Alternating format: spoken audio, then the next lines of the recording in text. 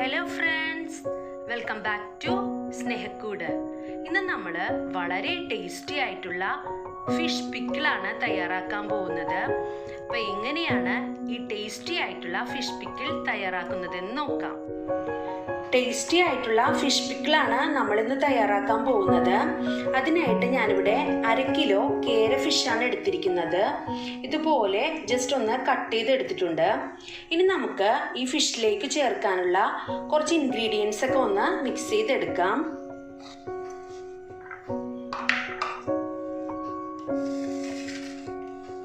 അതിനായിട്ട് ഒരു ബൗളിലേക്ക് 1 ടേബിൾ സ്പൂൺ മുളക് പൊടി ഇട്ട് കൊടുക്കാം.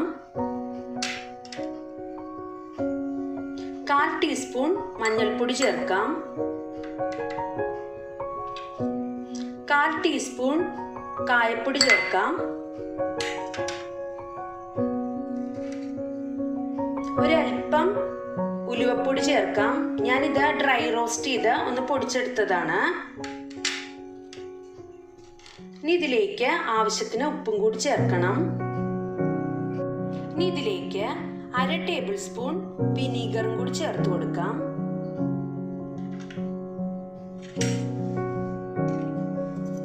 ഒരു ടേബിൾ സ്പൂൺ വെള്ളവും കൂടി ചേർത്തതിന് ശേഷം ഇത് നന്നായിട്ടൊന്ന് മിക്സ് ചെയ്തെടുക്കണം.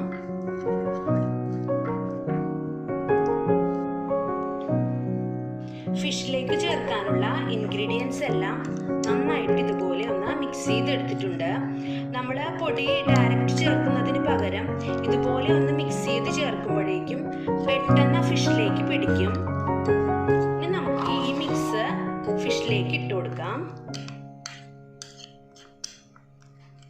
ഇനി ഈ മിക്സ് ഫിഷിലേക്ക് നന്നായിട്ടൊന്ന് മിക്സ് ചെയ്ത് കൊടുക്കണം. നമുക്ക് ഏത് ഫിഷ് യൂസ് ചെയ്തിട്ടും മീനച്ചാറ് തയ്യാറാക്കി എടുക്കാവുന്നതാണ്. ദശ കട്ടിയുള്ള ഫിഷ് ആയിരിക്കണം. പിന്നെ ഒരു കാര്യം ശ്രദ്ധിക്കേണ്ടത്, അതിൻ്റെ മുള്ള് കളഞ്ഞതിന് ശേഷം മാത്രം ഈ മെത്തേഡിൽ ഫിഷ് പിക്കിൾ തയ്യാറാക്കിയാൽ മതി.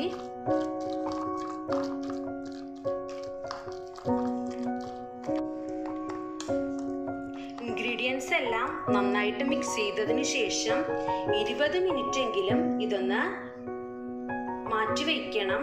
കാരണം എല്ലാ ഇൻഗ്രീഡിയൻസും ഫിഷിലേക്ക് നന്നായിട്ടൊന്ന് പിടിച്ചു കിട്ടിയതിന് ശേഷം നമുക്കിതൊന്ന് ഫ്രൈ ചെയ്തെടുക്കാം. ഫിഷ് മാരിനേറ്റ് ചെയ്ത് വെച്ചിട്ട് 20 മിനിറ്റ് കഴിഞ്ഞിട്ടുണ്ട്. ഇനി നമുക്കിതൊന്ന് ഫ്രൈ ചെയ്തെടുക്കാം.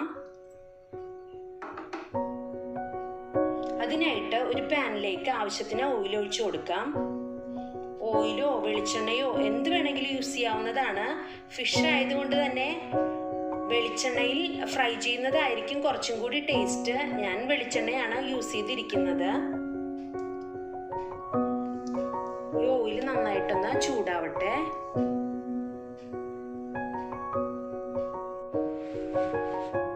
ഓയിൽ നന്നായിട്ട് ചൂടായിട്ടുണ്ട്. ഇനി നമുക്കിതിലേക്ക് ഫിഷിന്റെ പീസ് ഇട്ട് കൊടുക്കാം.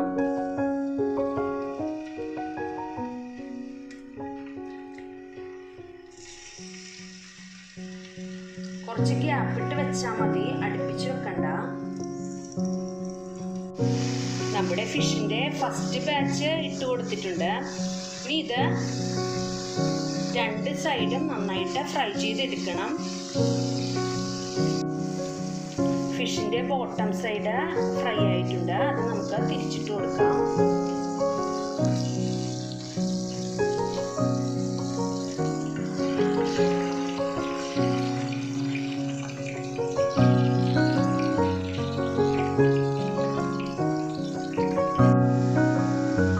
ഫിഷിന്റെ ഫസ്റ്റ് ബാച്ച് 2 സൈഡും നന്നായിട്ട് ഫ്രൈ ചെയ്തെടുത്തിട്ടുണ്ട്.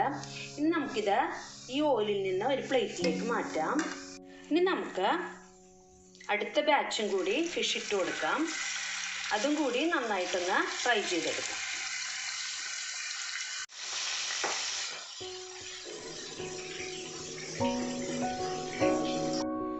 നമ്മുടെ ഫിഷ് കംപ്ലീറ്റ് ആയിട്ട് ഫ്രൈ ചെയ്തെടുത്തിട്ടുണ്ട്. ഇനി നമുക്ക് വളരെ ഈസി ആയിട്ട് നമ്മുടെ ഫിഷ് പിക്കിൾ തയ്യാറാക്കിയെടുക്കാം. നമ്മൾ ഫിഷ് പിക്കിൾ തയ്യാറാക്കാൻ പോവുകയാണ്.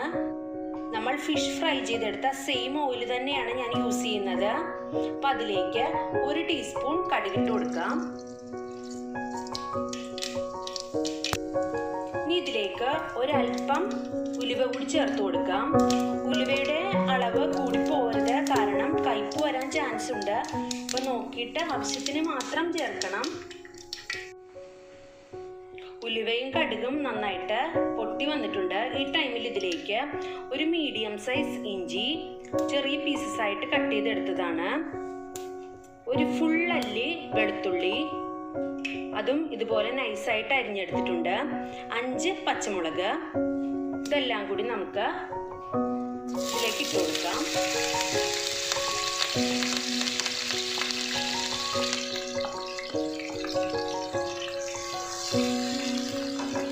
ഇതിലേക്ക് ഒരു തണ്ട് കറിവേപ്പില കൂടി ചേർത്ത് കൊടുക്കാം. എന്നിട്ട് നന്നായിട്ടൊന്ന് വഴറ്റി കൊടുക്കണം. ഈ ഇൻഗ്രീഡിയൻസ് എല്ലാം നന്നായിട്ടൊന്ന് വാടി വരട്ടെ.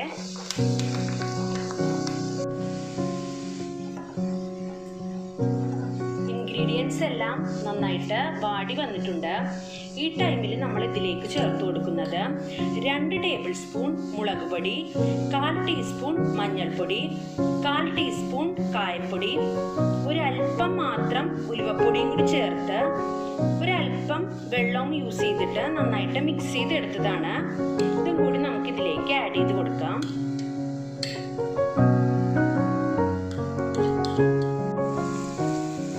ലോ ഫ്ലെയിമിൽ വെച്ചതിന് ശേഷം മാത്രം ഈ മിക്സ് ചേർത്ത് കൊടുക്കണം. ഇനി ഇതിന്റെ പച്ചമണം പോകുന്നത് വരെ നന്നായിട്ടൊന്ന് വഴറ്റി കൊടുക്കണം.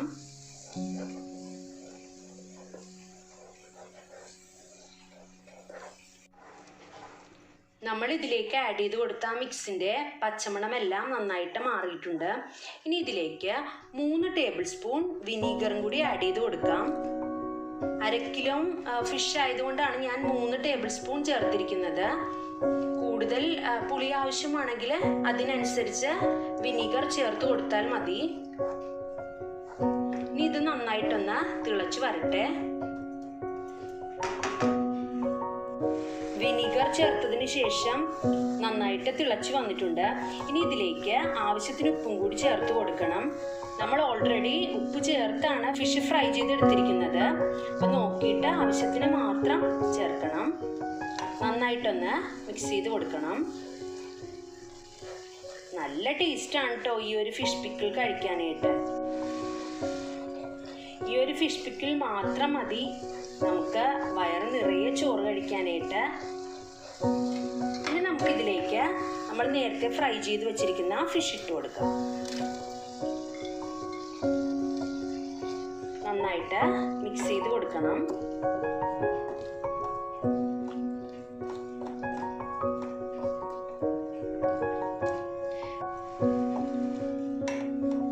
ഇനി നമുക്ക് ഫിഷ് പിക്കിള് കടയിൽ നിന്നൊന്നും വാങ്ങിക്കേണ്ട, ഇതുപോലെ നമ്മുടെ വീട്ടിൽ തന്നെ വളരെ എളുപ്പത്തിൽ തയ്യാറാക്കി എടുക്കാം.